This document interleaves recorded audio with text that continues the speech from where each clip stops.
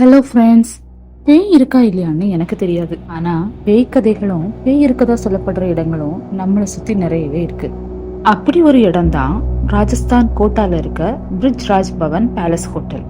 அந்த பேலஸ்ல அப்படி என்ன நடந்துச்சுன்னு தெரிஞ்சுக்கிறதுக்கு முன்னாடி நம்ம சேனலை மறக்காம சப்ஸ்கிரைப் பண்ணிக்கோங்க. இது இந்தியாஸ் ரியல் கோஸ்ட் ஸ்டோரிஸ். அழகு இருக்க இடத்துல தான் ஆபத்தும் இருக்கும். அதே மாதிரி இவ்வளோ அழகான இந்த பேலஸை 1830 ஈஸ்ட் இந்தியன் கம்பெனி பிரிட்டிஷ் அதிகாரிகள் தங்குறதுக்காக கட்டினாங்க. அந்த காலத்துல இது ஏஜென்சி பங்களான்னு சொல்லப்பட்டுச்சு. இந்த பேலஸ்ல தான் மேஜர் சார்லஸ் பர்டன் அவரோட ஃபேமிலியோட 13 வருஷமா வாழ்ந்துட்டு வந்தாரு. இவருக்கு 4 மகன்களும் ஒரு மகளும் இருந்தாங்க. குடும்பத்தோட சந்தோஷமா வாழ்ந்துட்டு இருந்த சார்லஸோட லைஃப்ல ஒரு மிகப்பெரிய பிரச்சனையா வந்தது 1857 இந்தியாவோட ஃபர்ஸ்ட் வார் ஆஃப் இண்டிபெண்டன்ஸ் சொல்லப்படுற சிப்பாய் கலகம். பிரிட்டிஷ் ஆர்மியில இருந்த இந்தியன் சோல்ஜர்ஸ் பிரிட்டிஷ் அதிகாரிகளுக்கு எதிராக மக்களோட சேர்ந்து நடத்தின ஒரு போர்னு சொல்லலாம். சிப்பாய் கழகம் நடந்தப்போ அதுக்கு பயந்துட்டு மேஜர் சார்லஸ் தன்னோட குடும்பத்தோட ஜூவத்ல இருக்க ஒரு சின்ன கோட்டையில போய் ஒளிஞ்சுக்கிட்டாரு. அப்போ கோட்டாவோட மகாராஜா கிட்ட இருந்து இவர் பேலஸ்க்கே இவரை திரும்ப போக சொல்லி ஒரு உத்தரவு வந்தது. ராஜாவோட வார்த்தையை நம்பி சார்லஸும் அங்க எந்த பிரச்சனையும் இருக்காதுன்னு நினைச்சு அவரோட பசங்க பிரான்சிஸ் அப்புறம் ஆர்த்தர் 2 பேரையும் கூட்டிட்டு பேலஸ்க்கே திரும்ப போனாரு. அங்க இவர் போனப்போ எந்த பிரச்சனையுமே இல்லாம அமைதியா இருந்தது. அதை பார்த்த சார்லஸ் எல்லாம் சரியாயிடுச்சுன்னு நினைச்சு சந்தோஷப்பட்டாரு. ஆனா அந்த சந்தோஷம் கொஞ்ச நேரம் கூட நிலைக்கல.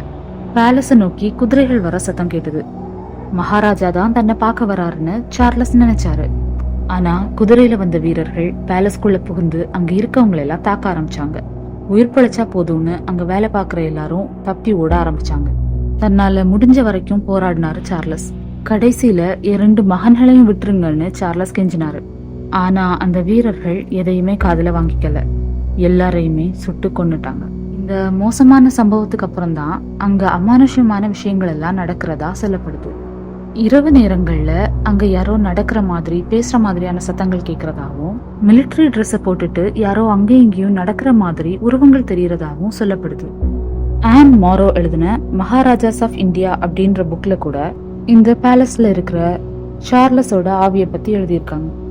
என்னதான் பேயா இருந்தாலும் இதுவரைக்கும் அங்க இருக்க யாரையும் அது பயமுறுத்தினதோ இல்ல தாக்குனதோ இல்ல. சார்லஸ் உயிரோட இருக்கும் போதே அந்த பேலஸ்ல வேலை பார்க்குற எல்லாரும் தன்னோட வேலையை சரியா செய்யணும்னு நினைப்பாரு.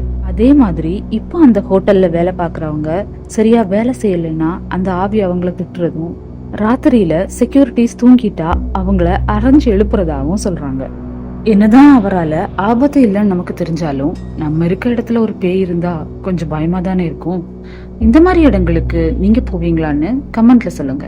இந்த மாதிரி வீடியோஸ் தினமும் பார்க்க நம்ம சேனலை மறக்காம சப்ஸ்கிரைப் பண்ணிக்கோங்க.